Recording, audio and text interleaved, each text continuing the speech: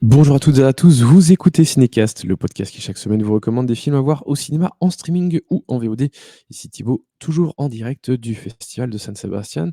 Et aujourd'hui, je vais vous parler d'un film présenté en compétition, à savoir The End, le nouveau film de Joshua Oppenheimer. Joshua Oppenheimer, qui était un réalisateur américain qui vient du documentaire. Il a notamment fait The Act of Killing, l'acte de tuer, puis aussi The Look of Silence, deux documentaires qui ont beaucoup, beaucoup fait parler de lui quand ils sont sortis, donc il y a une dizaine d'années. Et The End est son premier film de fiction avec Tilda Swinton, George McKay, Moses Ingram ou encore Michael Shannon. Et il s'agit d'une comédie musicale sur la dernière famille humaine. Voilà. Alors, hem, avant de voir le film, je savais que Joshua Oppenheimer préparait son premier long métrage de fiction. Je savais aussi que c'était globalement sur la fin du monde, qu'il y avait Tilda Swinton, mais voilà, j'avais même pas été voir le synopsis. Bon, si vous êtes des fidèles, vous savez que je ne lis jamais les synopsis, je ne regarde pas les bandes annonces, donc je ne savais pas que c'était une comédie musicale. Autant dire que, moi qui ne suis pas un grand amateur du genre, bien que ça ait tendance à évoluer un peu ces dernières années, je vous en ai déjà parlé, hem, j'ai été surpris, voilà. Mais donc, c'est un film, alors qu'il y a pas encore de date de sortie, ni en France ni en Belgique. Je sais qu'il a un distributeur en Belgique, donc ça sortira, quand ça, allez savoir. En France, je sais pas du tout ce qu'il en est. Mais donc, c'est un film de 2h30. Oui, oui, comédie musicale sur la dernière famille humaine, ça dure 2h30 et ça se passe, dans c'est une espèce de huis clos quelque part, enfin pas quelque part, c'est totalement un huis clos parce qu'en fait cette dernière famille, présente, enfin vivante encore sur terre, elle habite dans une maison, on va dire ça comme ça, ou une espèce d'appartement qu'ils se sont construits dans une mine, en tout cas au fin fond de cavités. Je ne sais pas où exactement.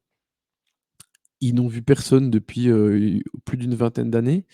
Le fils, qui est incarné par, George Mackay, a d'ailleurs, vécu là toute sa vie. Il a jamais vu l'extérieur, il sait pas à quoi ça ressemble. Donc il n'a jamais vu que l'intérieur des murs, heu, de leur, appartement. J'ose même pas dire maison, parce que c'est pas vraiment une maison, mais ça ressemble, voilà, c'est une espèce d'appartement avec, des pièces un peu, vieux style, avec des tableaux, enfin voilà, qui fait un peu vieille maison comme ça, mais chic, hein, parce que c'est une famille riche qui habite là, évidemment. Enfin riche, il y a plus d'argent, il y a plus rien donc mais qui était riche, avant et donc en fait, le patriarche, incarné par, Michael Shannon, était patron d'une grosse boîte, d'une grosse société, une grosse entreprise qui travaillait qui était dans les énergies, fossiles principalement. Donc un roi du pétrole quelque part et qui, a donc eu cette lubie de se construire ce truc, avant que la fin du monde n'arrive, quoi. Et une des choses qu'il fait avec son fils, donc George Mackay, hein, qui a, bah, dans le film, à mon avis, il est censé avoir, 25 ans, quelque chose comme ça. Il est en train d'écrire un livre avec son fils où il lui raconte sa vie. Donc c'est une espèce de enfin, c'est une biographie sur le patriarche que le fils écrit, mais en fonction de ce que son père lui raconte. Et donc le père évidemment essaie de lui faire, croire qu'il était mieux, plus bon et cetera que ce que les gens pouvaient penser. Et que donc, sous ces airs de patron de société, dans les énergies fossiles, hem, il donnait de l'argent, à des associations ou, il allait construire un puits, dans des villages en Afrique et cetera. Donc il fait une espèce de, j'allais dire de greenwashing, de se rendre plus beau, meilleur plus bon que ce qu'il n'était réellement. Et puis à côté de ça, ben, on a, la mère incarnée par Tilda Swinton qui a fait venir aussi sa meilleure amie dans cet appartement, plus 2 autres personnes aussi, qui sont plutôt des enfin il y a un médecin, donc voilà, comme quoi ils ont un médecin sur place. Bref, et un jour, va y avoir une inconnue, qui va les rejoindre. Évidemment, ils vont s'en méfier énormément. Le personnage qui est incarné par, Moses Ingram, super actrice, je pense d'ailleurs, j'ai vu à peu près tout ce qu'elle a fait. Hem, mais qui va les rejoindre et donc bon, ils se méfient d'elle et en même temps, ils sont là depuis 25 ans, ils savent plus trop ce qu'il y a ou ce qu'il y a pas, est-ce qu'on l'accueille quand même? Est-ce qu'on l'accueille pas? Bref, donc c'est un peu tout là les enjeux du film et voir comment les choses évoluent. Tout ça avec, plein de chansons, qui sont plutôt bien. La musique m'a plu, j'ai bien aimé les actes, les chorégraphies, toute cette façon de faire fonctionne assez bien. Donc l'aspect comédie musicale du film, bizarrement, m'a pas gêné, alors qu'on parle d'un film qui est qui est long, mais qui est froid, hem, qui est très hermétique et ça, c'est les gros soucis, à la limite, que j'ai avec le film. Enfin, gros soucis, j'exagère, ça m'a pas, j'ai pas détesté, mais voilà, on est vraiment enfermé tout le temps avec cette famille dans cette espèce de mine, dans cet appartement. Donc de temps en temps, ils sortent de l'appartement, ils vont quand même un peu dans certains couloirs, de la mine. Mais globalement, voilà, on est toujours dans cet environnement. C'est un peu oppressant à un moment où mais de toute façon, je trouve que c'est compliqué de rentrer vraiment complètement, dans l'histoire, mais de rentrer complètement en empathie pour les personnages et cetera. Parce qu'il y a vraiment cette froideur et cet hermétisme, qui m'ont un peu bloqué quelque part.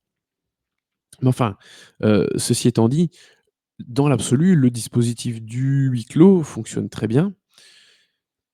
De Pour développer toutes ces différentes histoires, hein, parce qu'il y a pas que celle de la personne qui va arriver. Il y a évidemment beaucoup de questions par rapport au fils qui n'a vécu que là toute sa vie, par rapport à ses parents. J'ai dit, il écrit ce bouquin avec son père, mais il y a un moment où il va quand même un peu comprendre que c'est peut-être pas que ce que son père lui dit. Il a parfois aussi, enfin, il a une drôle de relation avec sa mère, il a une drôle de relation avec la meilleure amie de sa mère. Donc voilà, il y a pas mal de choses. Et de personnages.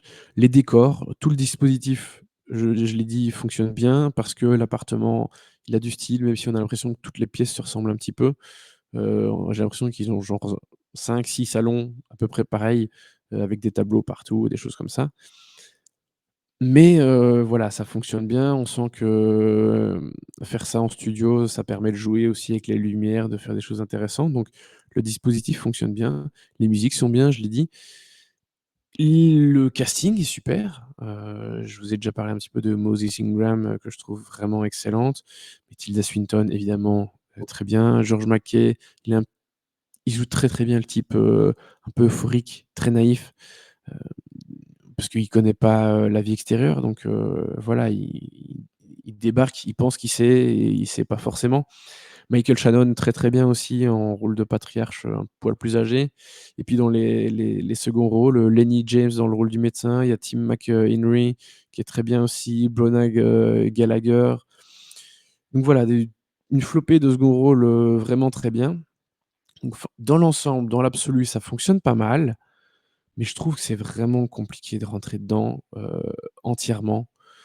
Moi, j'ai regardé ça un petit peu, vu de l'extérieur. Heu et j'aurais aimé plus aimer que ce que je n'ai aimé. C'est un peu, sacrée phrase. Mais voilà, moi, malheureusement, la sauce a pas pris, plus que ça. Donc au niveau de la note, je suis plutôt, vers un 2 étoiles, même si, voilà, je suis quand même, quelque part assez admiratif de la façon dont ce film a été fait, pensé, écrit et cetera. Bien qu'il y ait aussi des petites, je vais pas dire des incohérences, mais OK, les mecs ont construit, une espèce de bunker, d'appart bunker au fin fond d'une mine, heu, très bien, mais on a l'impression qu'ils ont tout. Ils n'ont pas de plantes. Par contre, elles fabriquent des fleurs en papier. Heu, mais à un moment, où est-ce que tu trouves tout ce matériel pour faire tout ça? Je veux dire, quand tu te prépares, pour la fin du monde, tu vas pas te dire: «Attends, je vais passer, à la papeterie et acheter, 14 tonnes de papier, quoi». Enfin, je sais pas. Il y a des trucs comme ça où tu te dis: «Bon, OK». c'est un peu facile. Mais bon, petit détail, mais ça m'a quand même fait tiquer. Donc voilà, 2 étoiles malheureusement pour moi pour The End de Joshua Oppenheimer qui réussit quand même très clairement son passage à la fiction. Heu, c'est pas mal, c'est pas mal. Mais trop froid pour moi, je suis vraiment resté, heu, hermétique au film. Enfin, je pense que le film est resté hermétique à moi. Donc voilà, 2 étoiles pour The End. Il y a pas encore de date de sortie, mais évidemment, on vous repartagera ça, quand ça sortira. Sur ce, merci pour vos nombreuses écoutes et commentaires. Je vous dis à bientôt pour des nouvelles, critiques en direct du festival de San Sebastian et n'hésitez pas à nous suivre, sur les réseaux sociaux avec le handle @cinecastbe et à nous écouter sur les plateformes de podcast de votre choix. À très bientôt. Ciao, ciao.